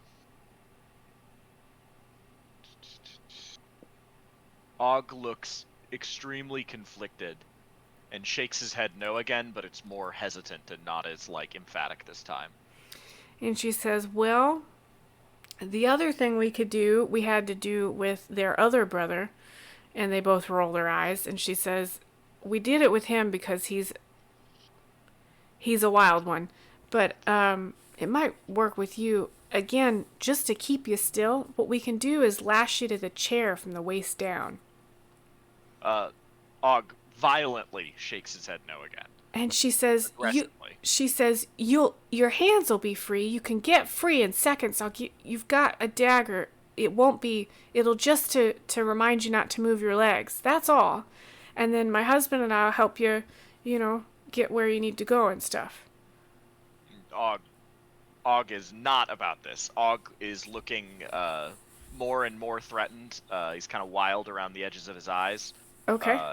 He's kind of motioning, trying to stand himself up on his crutches again. And she doesn't try to touch you or get close to you. She tries to be as soothing as possible, and she says, Og, I won't do that. We won't lash you down, and I won't give you any of those meds. You can watch me make the meds yourself. She's recognizing that you are super skittish. And she says, how about this? Let me reach out to my sister, who's also a healer, and let me see if there's anything else we can do. But you'll need to give me a couple of days. Will you at least stay for a couple of days? Og silently stares at her for a minute and then shrugs. And she says, all right. And she says, listen, there are no locks or anything on these doors. And the men are quiet at this point, and they're sort of, they've all recognized that you're close. And she says, there are no locks on any of these doors. You want to get up and walk out? You can do that right now. You can do it any minute of the day. I will leave a pack full of food for you if you want to leave at any point. And she says, I'll make it up right now. I'll put some meds in there to help with your legs, and you can take these crutches. And she said, I put some clothes on the stool in there. I'll need to shorten the legs for you a little bit, but they'll fit over. They'll be baggy, but they'll fit over your casts. And she said, you can leave at any minute. We are just trying to help you. I know this has got to be tough. And Wick cuts in at that point, and he says, of course it's tough, woman. He can't walk. And she whips her head around, and she's like, he's a better patient than you ever were. And he's like, oh, this again. And she's like, and they start a kerfuffle, and Wenge is like, yeah. And she's like, oh, don't get me started on you. You broke your collarbone, and you were a mess. And she's like, I'll lash you to the bed. And they're fussing, and she's, getting all rowdy with them. And she starts cleaning up, and but she's keeping an eye on you. And she makes up this pack as she's looking at you. She's putting in bread and like a hard cheese and some apples. This is the kind of stuff that'll keep for a while. And she wraps up some packets of herbs, and she actually brings them over to the table and sets them down. And she's talking like, I'll wrap this one in blue cloth because you'll want to put this in. You just mix this in with regular spring water. You drink that. That'll help with your inflammation. And then she goes and she like color codes them, and she tucks them in. Wow.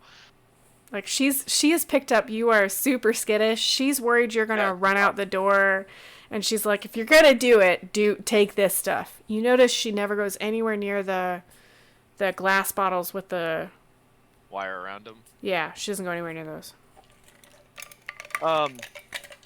Og calms down somewhat, and he kind of sits silently observing for a while. I would say when there's a lull, Og looks like he finally starts to relax for a bit. Okay. And then he starts to look kind of sad. And he looks up when there's a quiet time in conversation, and he says, "I'm dangerous." So bad. No, go ahead. Bad things happen around me. Would it make sense for that to happen? So she cleans up lunch, the men help her clean up lunch, and then the brother starts opening the packs and laying out the stuff he's brought. And so they're looking through the Wick, the guy that rescued you, he cuts down the tree. I think I mentioned this before. He cuts down the trees, and Wenge actually makes stuff out of it. Yeah. And he usually brings it back here so he can they usually take it to market together kind of thing. And so they're looking through this stuff. So some time has passed, and they're not ignoring you. They're just letting you rest. Yeah.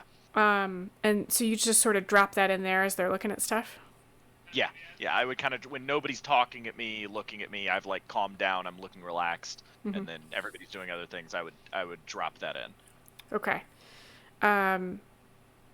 They all look at you, and the two men are at the other end of the table, and they're holding up,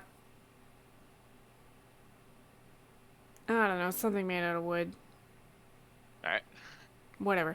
And she's sort of looking over, but she's closer to you, and she starts to reach out a hand, and then she pulls it back, and she says, What do you mean by that?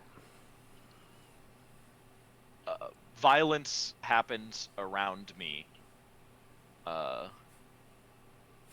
People die. And she looks thoughtful, and she says, we are not going to hurt you. Is that what you mean? There are people who follow me who may hurt you. And she looks back at her husband, and he looks thoughtful, and he says, well, Wenj and I can go look to see if there's anything. I mean, he dropped right, that tree, the big one. And she says, yeah. And he says, we'll go check around. And she looks back at you and she says, we'll protect you. Og shrugs. Internally to Og, he's not... Like, Og would never say thanks. Like, he hasn't experienced enough, like, kindness back and forth in his life for that to occur to him. Mm-hmm. This is the first time he's kind of been taken in by anyone. Okay. So, I wouldn't say Og is, like, actively moral towards others enough to be, like, self-sacrificing and be like, I have to go so that these people don't get hurt. But he's starting to catch on to something a little bit similar to that. And it's just far enough for him to be like, they should at least know. Okay.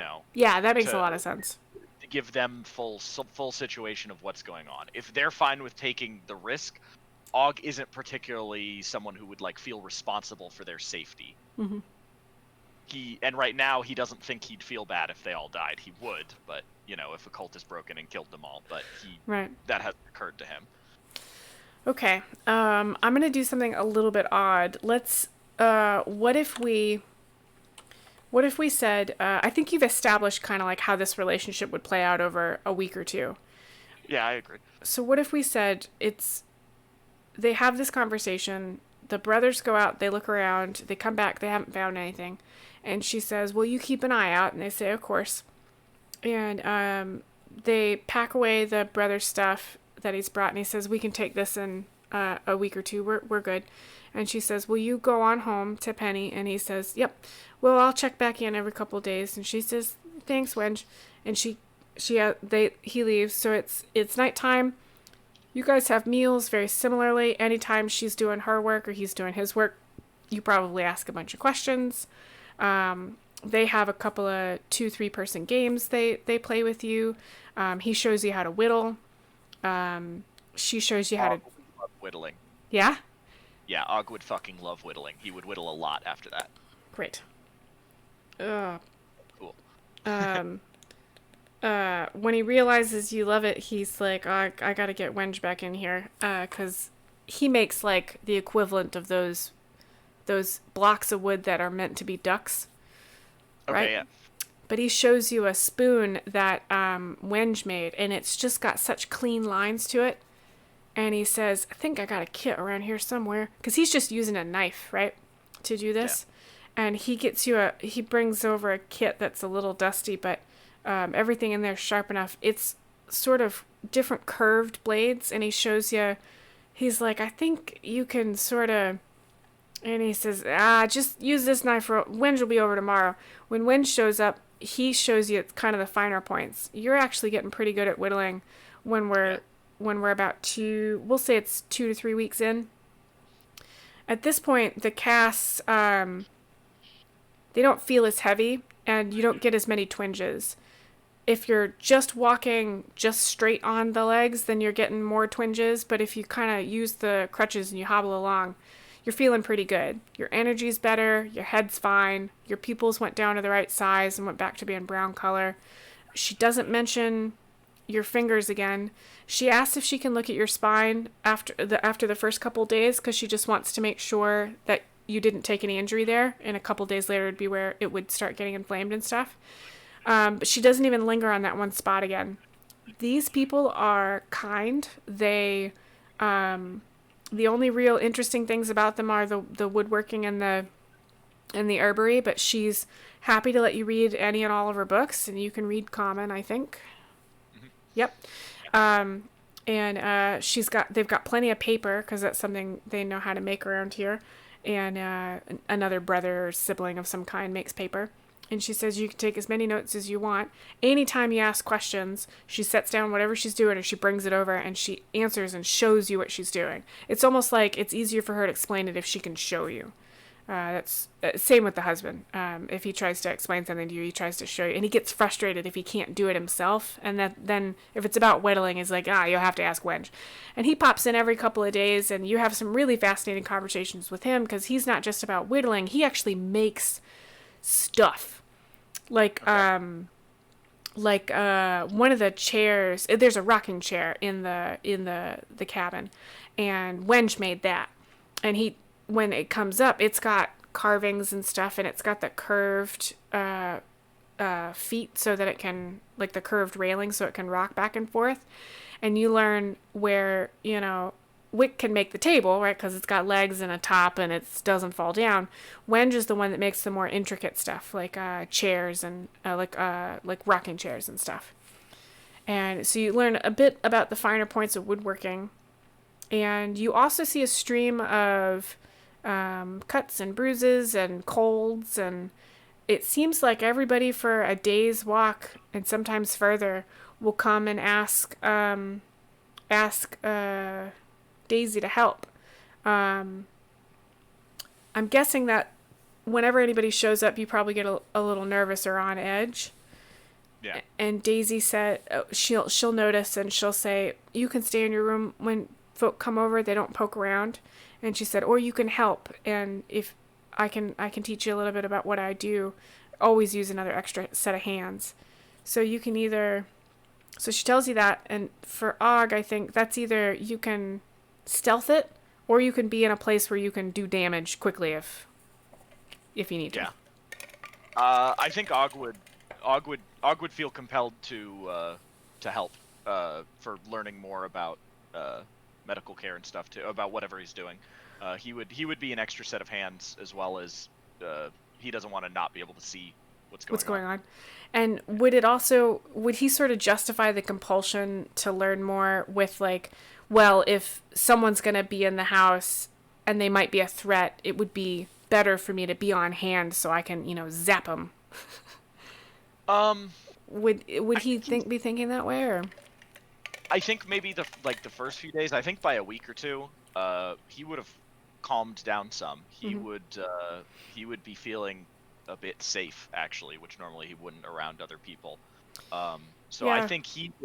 I think more importantly, he would justify his desire to help with his compulsion to learn internally. Yep. He wouldn't try and explain it to them, but he would actually just do it. Yeah. Yeah. And I don't think these are the kind of folk that ask any questions. Yeah. I think they might ask where you're from, but if you're not forthcoming with them, they're not going to try and badger it out of you. The only thing that she's insistent about is your pain and how you're physically feeling. Otherwise, they just take you as you are. And if you ask questions, they answer them. And if you're interested, they get excited about whatever they're, not excited, but passionate about whatever they're doing. You see all kinds of folk. You see Tabaxi, you see halflings, you see an elf, you see all kinds of folk come in here. One person's got a broken arm. One woman comes in for her one of her relatives who's having a baby. She goes and takes care of that. So you see all kinds of, and when she comes back, she explains the whole thing, and it's gross, and you kind of don't want to know that, but you do. you see a boar gash up someone's side, and she explains like if it gotten him in the belly, like what that would have done, and it also missed his lungs, and that's kind of what ribs are for. And you learn a heck of a ton. This woman knows just miles and miles about healing. It's a little ridiculous. When does Og report back? Is it when he has enough information? Is it every moon? He always has a mild compulsion to do so, and it'll slowly grow and grow and grow the longer he goes without reporting back. I would say by the end of 2-3 weeks, it's getting pretty strong. Like the next time I had agency, I was gonna probably say Og needs to sneak out at night, either just to escape or to specifically to report to his patron / I think he's also going to attempt to modify his body to be more physiologically correct with a lot of the things he's learned. Yeah, okay. Oh, that's really interesting. I didn't even think of that. Yeah, you will learn a ton about how bodies work. Like she and you see inside them a bunch too. That probably helps a lot. Okay, so it's more about the time builds up. It's not, the urgency is based on the length of time, not the kind of information you have. A little bit of both. If he just walked through the woods and didn't learn very much, maybe the compulsion wouldn't be very strong. The more knowledge and time have accumulated, the stronger the urge becomes. Okay. So by the end of this 2 or 3 weeks, he could, he's not like a heroin addict where he's going to start fighting somebody to get out the door to go do it yet. Right. But maybe give him another 2-3 weeks and he would be. And right now, it's definitely at the back of his mind, present. Okay. And you said night. Does it have to be at night? No, but I don't think Og almost ever would do it not at night. He does it. He goes out in the open and looks at the stars, to do it. Theoretically, like I'm sure he's reported while he's been like locked in a cult cell or something like that before. What does reporting look like? Are you just thinking thoughts along this one channel, or is there a ritual involved? No, I kind of melt, and I talk in deep speech. So he talks out loud, in a deep speech, the Cthulhu talk. So you lose cohesion of your form. You look sort of humanoid, squishy shaped, and then you're using deep speech. Yes.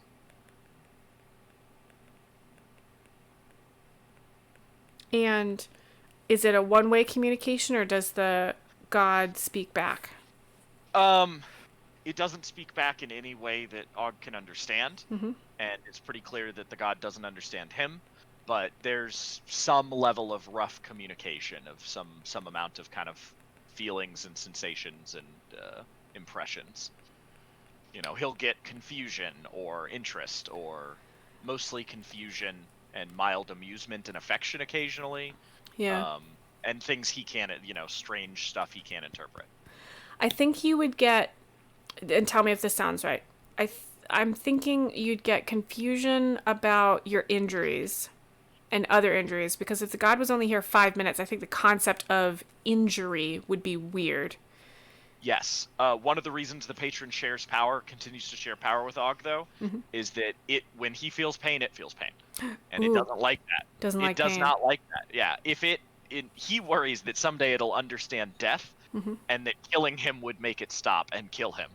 It doesn't understand death, so he tries not to report on that. That's actually a whole thing. Got it. So, okay. Yes, it would feel confusion and anxiety and concern about the pain. It will feel some confusion about everything he's telling it, but it'll sort of understand when he explains, like, this herb does this, you can make a chair doing this. It'll have equal interest in both of those as, big subjects, but it'll feel nothing but confusion when he reports maybe something a little sappy, or like people take care of each other. There are good people, and kind of trying to explain that, it's not going to have any fucking idea what he's talking about. I think it would have. I think it wouldn't understand people being violent to each other either, probably. No, it would understand somebody like, so it wants to eat the cosmos. It would understand a warlord trying to take over an area. Yeah, like gaining more resources Or or something like power. that. Yeah, okay. It won't understand why someone doesn't want to be killed to take the, like, it's no difference to it. It just doesn't understand that, you know. Right. Well, that's not Um, about an exchange of power. That's more of a state of being. Yeah, okay. exactly. Yeah, Exactly. that, God, we could have long conversations about that. Yeah, yeah. And I'll feel free. I've kind of explained it. I haven't put much more thought into the deity than we've talked about right here. So anything you want to throw in there in the conversation while it happens, feel free. Yeah, no, I just find this really interesting. He'd probably heal faster too if the god is giving him some. I, I thought so, but I also just didn't want to be, like a Mary Sue character, so I I didn't do bring it up. I do not know what that means. I think it would make sense for Oh, you to heal a little bit faster, and she probably makes a comment about the young always heal faster kind of thing. yeah. There might be another tense moment where you might be like, is she going to notice? And she's just like, oh, yes. And she just explains it away kind of thing. And a fresher batch Yeah. of herbs. And you're actually doing what I've asked you to do and not walk around on it as much and things like that. Yeah. I also Og is pretty smart. I mean, he's not crazy smart. He's 13. He's not dumb though. I think by the end of the 3 weeks, Og would have figured out that she knows that there's something wrong with him. Um, I think his main confusion at this point is everyone else so far, when they figure it out, bad things have happened. Either xenophobic, peasants who didn't like him, or religious people, or the cults, or monster hunters, or whatever. Let's say that you figure out she knows because when she's explaining things, like she'll explain, most creatures have fingerprints, and each of them are a little bit different. And I assumed yours were burned off because yours are smooth. And that can happen when you burn, and she explains those conditions. When the boar guy comes in and she explains about ribs, she says, the guy's unconscious, right? And she says, many ribs. now on this side, you've only got this many ribs, so this might have actually gotten up under your ribs, and that would have been bad. And she explains why some humanoids don't have the same number of ribs on each side. A wounded owl does come in, and she shows you like how its head can twist back and forth, and she says, now your spine has this sort of joint. She has you feel the joint, and she has you feel your own back, and she says your spine feels like this, but you don't have the right muscles. And she shows you how when the owl's head twists, you can feel the muscles, and she has you twist your torso, and she's like, your muscles don't do the same thing. So it's a bit odd. And Yeah. I think I would figure that out. that's her refrain. It's a bit odd, but nothing else. No concern, nothing. Every now and then it seems like she catches something in your eyes, but she doesn't say anything. That's probably the only thing she doesn't say anything about. Okay. Yeah, I think Og figured it out then, and he's accepting that they're accepting him. And then I think you will have whittled something out of. I think Wick will bring back a piece of like the heart piece of a tree. Tree got struck by lightning, downed, and he's cut it up. And every now and then there's this twisty inside piece that has the most interesting striations, and it's hard as rock. And he says, now this will be a challenge. And that's what you and Weng have been working on. What do you think he'd whittle out of that?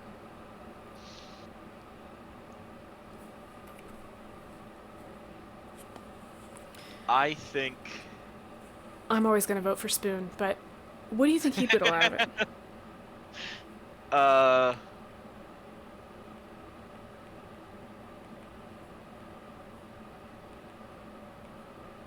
God. I think he It could be...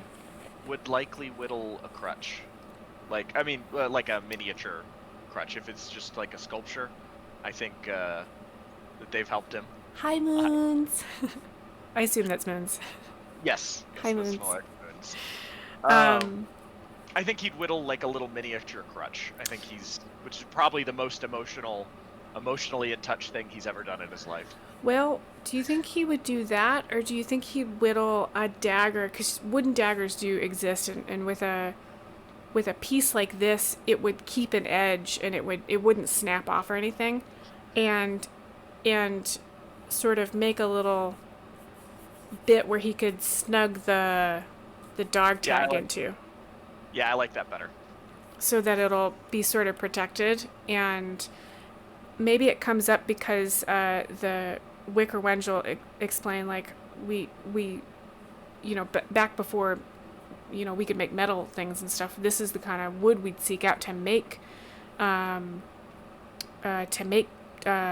and things, is this kind of wood. It's so tough. It's, and you actually have to carve it by heating it, almost like metal. It's the dangest thing. And you have to use obsidian things to chip it away. And then you have to heat it up, and you have to hold it in a specific way. And as you carve it, when you get it heated up enough, it's almost like carving slivers out of metal. And so you end up with these really interesting divot marks, like in the tang of the blade. And like twisty divots and things, because it follows the striations. It reveals more depth and color. As you think, as you burn it, it'll all char, and it doesn't. It actually brings out more color, and it's fascinating. It's got like 5 or 6 different wood colors in here. Everything from a deep dark to like almost a golden wood color. It's gorgeous. And you end up having a spot in the hilt where you can snug the dog tag in. Yeah. And they explain that when you heat it up, it sort of expands. And then part of the beauty of this is when you let it cool down, it contracts, and so everything gets sharper, everything gets more defined. So you can snug the dog tag in there when it's hot. When it contracts, it'll be embedded in that wood. Oh, that's cool. Yeah, that's awesome. Og would go nuts for that. He would spend 3 days straight whittling that. I'll call that a +1 dagger, if you want to add it to your sheet. But there's something odd about it. There's a resonance to this, and you realize, would it be fair to say that as you're carving this, you're feeling more of a sense of self?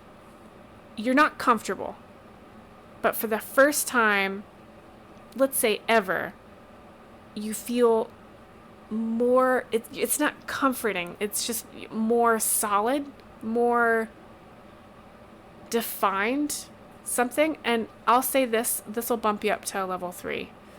Okay. So you're feeling more, and you've got enough time to craft new spells, so you're thinking more about that. You're able to take some of the stuff that they've both taught you and incorporate it into some of your spells, and it all seems to revolve around this dagger, to the point where you leave the dagger back in your room one time, and which is now just covered in all of the things you're whittling, just all over the place. There's a set of shelves in there now at the end of the bed, so you could have a place to put all this stuff you're making. And you're out in the garden with Daisy, and you feel just a little weaker and just a little fuzzier in some of the new spells you've made.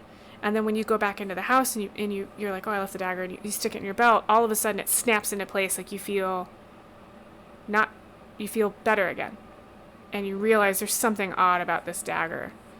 Do you think Og would have Wick look at it and see if Wick could tell anything, or would he keep it to himself? He'd keep it to himself. Okay. Even if it's 5 years down the road and this is a party of adventurers he, loves and trusts, he doesn't really share information.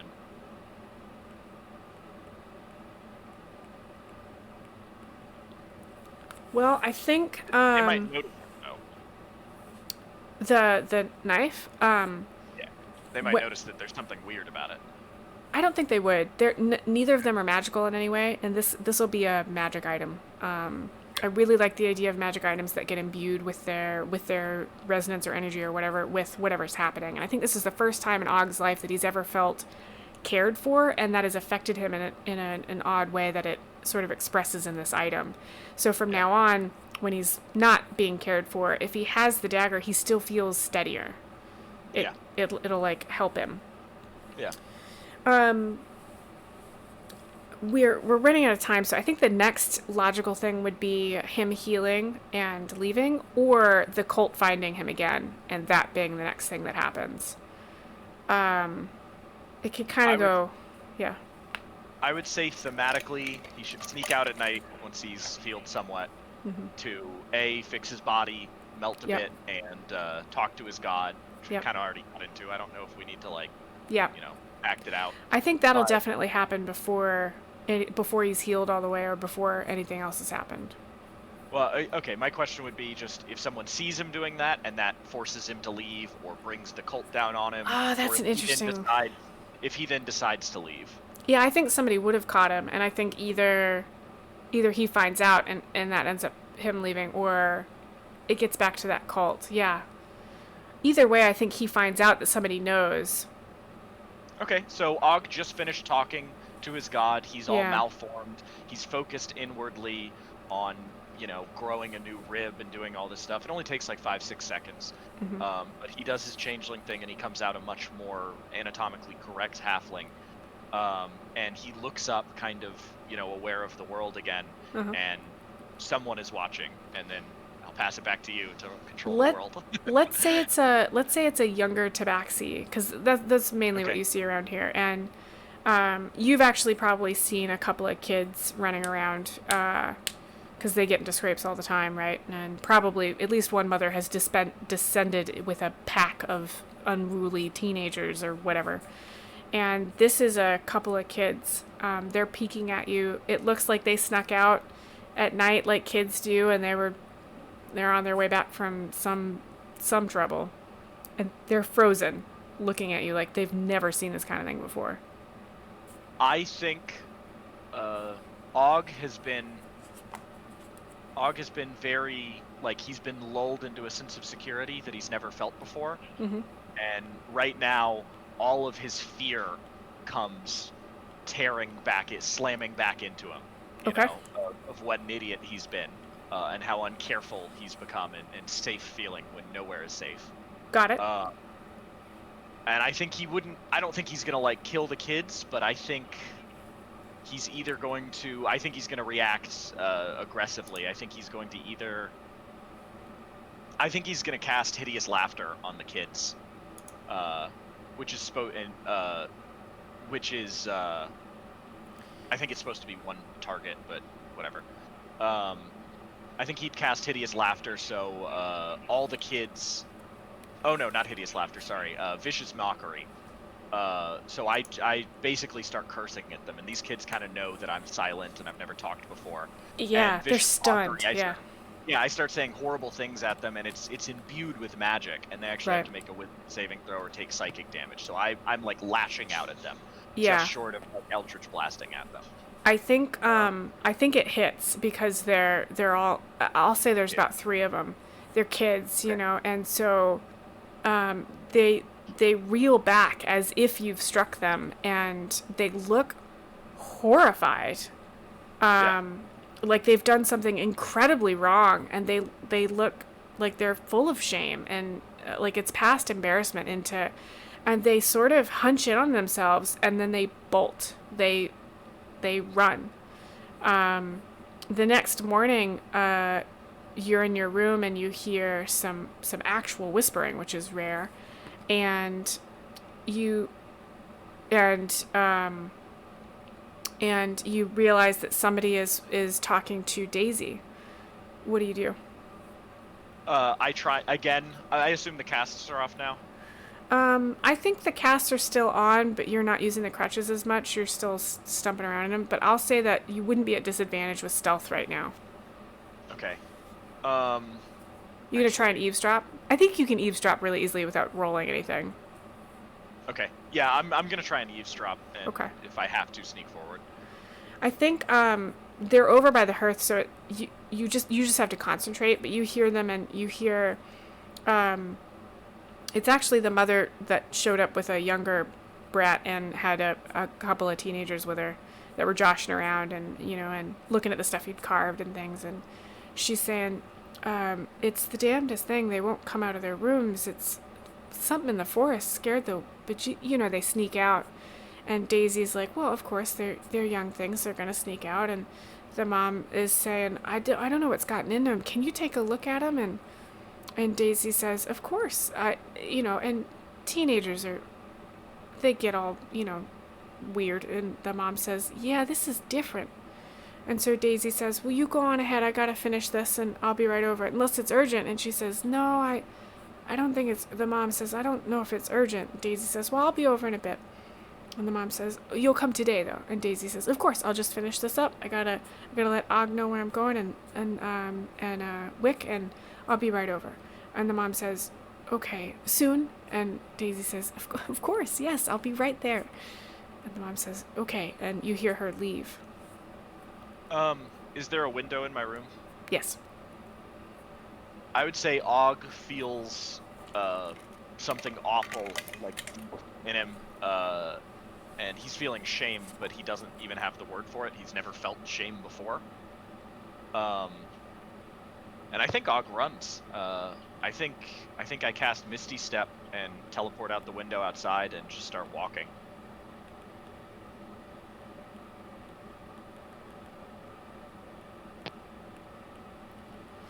All right. So, I think you have started keeping that bag of food and stuff in the room, and you've been tucking things into it that are things like you'll keep. You know that the casts, once she's told you, I think you've been sort of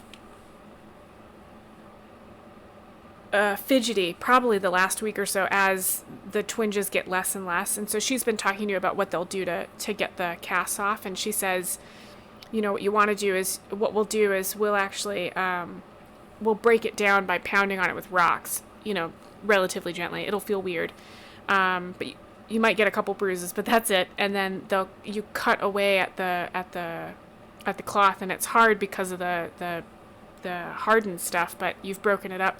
And she has casually mentioned that you could do this on your own, but this is what my husband and I will do to help. So when you Misty Step out, you've got the herbs that she's recommended. You actually have quite a few herbs because you've been collecting. I'll say also you've had time at this point to take some of the more dangerous ones, and she has cautiously told you what they're about, and you found some stuff in a book. You've probably got notes with you. But if, somebody breaks their leg in front of you, you're going to know exactly what to do. If somebody is stabbed, you're going to know what to do. And you've got some herbs that'll help you with that. All in this pack. And so you Misty Step out. You're able to walk fairly easily. You're more using a walking stick at this point. I think you have an oaken staff.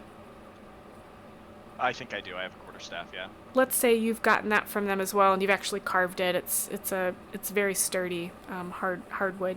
You're using that instead of crutches at this point, so you can make it out on your own. And I think that's where we'll leave you. Is maybe you get to the top of a hill, and you look back, and she's standing in the doorway, and she sees you, and she just raises a hand, and you realize that she only has goodwill for you. And what do you do? I think I awkwardly wave back. Like very awkwardly. I don't think Og's ever waved at anyone even. And after that though, I think I turn around and start walking. Like yeah. I don't say any other words, and I don't look back or anything. I think Og just takes off.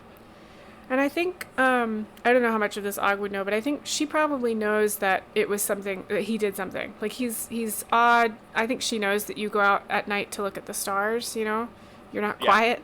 And you probably do that before you do this. And I think she knows that something you've done has scared the kids, but she doesn't think it's malicious at all. But when she hears about it from the mom, I think she half expects you to leave. She's always expected you to leave kind of in the middle of the night or something, Yeah, I think she's not surprised. No, yeah. I don't think any of them would be, because I think they just take you as you are, and they know that you're not a settle down kind of dude. You're a wander all over kind of dude. I think that's where we'll leave Og.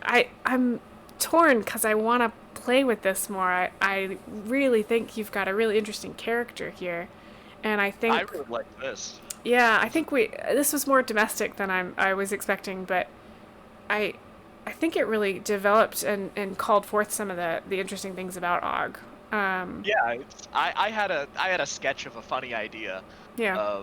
Of Elder God shows up and goes, "Oh, this mortality business is not fun," and Mm-hmm. kicks out.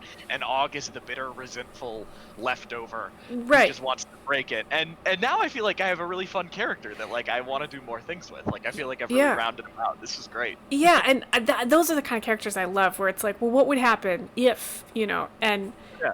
it's really interesting. And a lot of one shots and stuff want third level characters, so you'll be able to use this, I think. Yeah. Yeah. Most GMs will let you get away with a magic item or at least one in a one shot, so you should be able to use this. And feel free.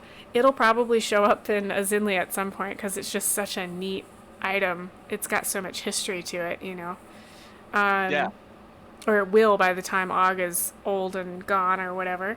But you can do so many things with Og that'll be really interesting, right? Like his powers will have a different flavor to them. Like this isn't just your run-of-the-mill warlock. His Eldritch Blast is going to look weird, right? Like his Vicious Mockery has that weight of all of his resentment and everything he's collected from humanity. It's less of a spell and more of a exactly how to hurt those kids kind of thing. And Yeah. Yeah. It's and I've been playing around with Og may be immortal. So if this is 500 years in the past, feel free to steal him as an NPC. Okay, yeah, I've got a couple of long-lived NPCs, and it would make sense if he's immortal too, especially if he gets past the 400-year mark and he's like, "Come on!" Yeah, yeah, and earlier he was afraid of dying, and now he's like, "I'm done." Now he's like Wolverine. He's like, Yeah. "Kill me, please." Anything, do yeah, it. yeah, that would be very interesting too. Yeah, well, yeah, I think we could talk about this for the longest time. I'm really excited about this. All right, well, is there anything else you'd like to say before I start my wrap up? I've got no plugs. I've just got thank you so much. This was so much fun. Perfect. Thank you. Any one-off campaigns or anything you run in the future, feel free to invite me if you need people. I'll let you know. There's definitely all kinds of one shots running around right now because we're all trapped in our houses. So I'll definitely let you know. Well, with that, what I will say is this is a moment in time that may come out in a Zinli in the future. I really appreciate you joining me today, Og. This was a lot of fun. I had no idea what I was going to do with this character today, and it took me in a very surprising place. I really enjoy these characters. I think they're fun. Yeah, I've never played a D&D session quite like this. This was good. I know. I'm getting to the point where I don't know if I should call it D&D anymore. But it is rather interesting. Yeah, it's just storytelling in a lot of ways. All right, with that, let's see. The next time stream you will find me online is hopefully on Tuesday. There have been some fires in the area I'm in, which is why we didn't play last week, and rolling power outages, of course, as well. It's 2020. So hopefully the next time you will see me is on Tuesday with Treasure Tuesday. Same place at whatever time my schedule says we're playing, because I can't remember. And then after that, you'll see me again on Broken Bane, and then we'll have a new Branches and Dragons next Sunday. Og, is there anywhere anybody can find you online? Any other streams you're in? Anything else you want to tell them about? I have no social media. My wife streams on Twitch occasionally under ___ moons. Great, yep. And she's a delight to watch. I recommend it highly. That's all I got. Perfect. Have a wonderful day. Yeah, everybody, I hope you have a wonderful day. If any of you have any questions, you can find me on Twitter at @7spoon. I'm happy to talk about just anything D&D related or accessibility related. Everybody have a wonderful day, and let's both say bye, stream. Bye, stream.